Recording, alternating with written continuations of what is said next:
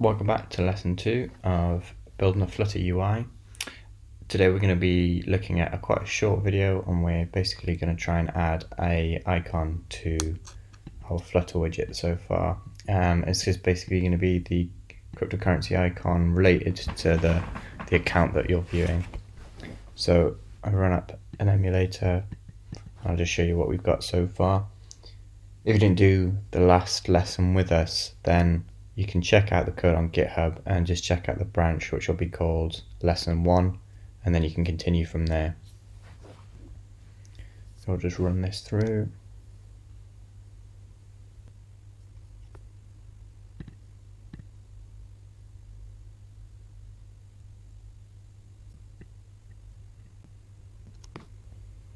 Perfect.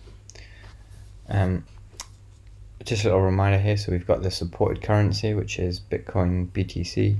I've got a little function here which is going to get our URL. This function takes a URL image for currency and takes a supported currency and basically gives you back the URL, which will be to get that image. So you can see that there.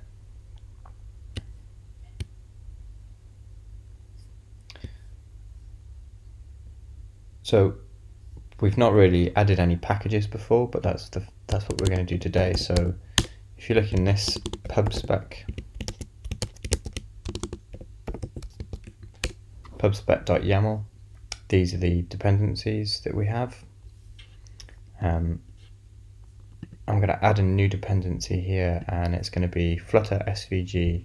So generally what I do is go to these pub.dev, search for the package you want, take this which is the name and this which is the version, and then under this dependencies bit here,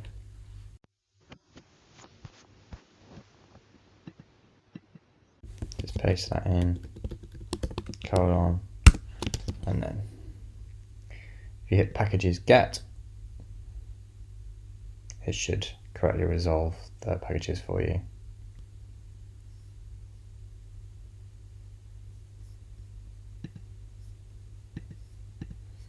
Generally you'll get a little thing on this page about how to use it.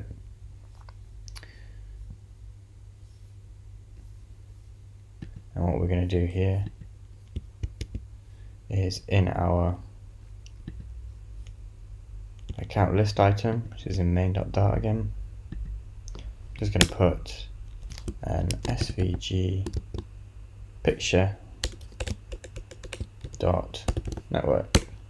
And I'm going to call the function, that I've already copied in, get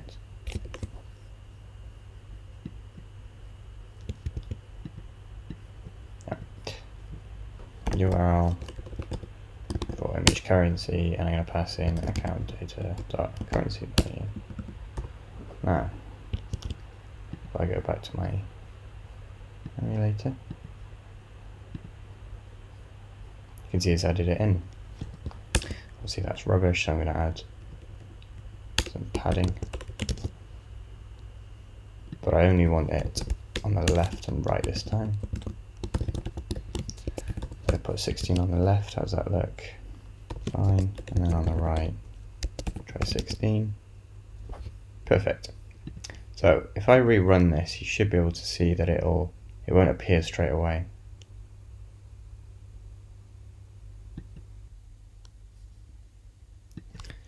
I'm just going to run the whole thing again now so you can see.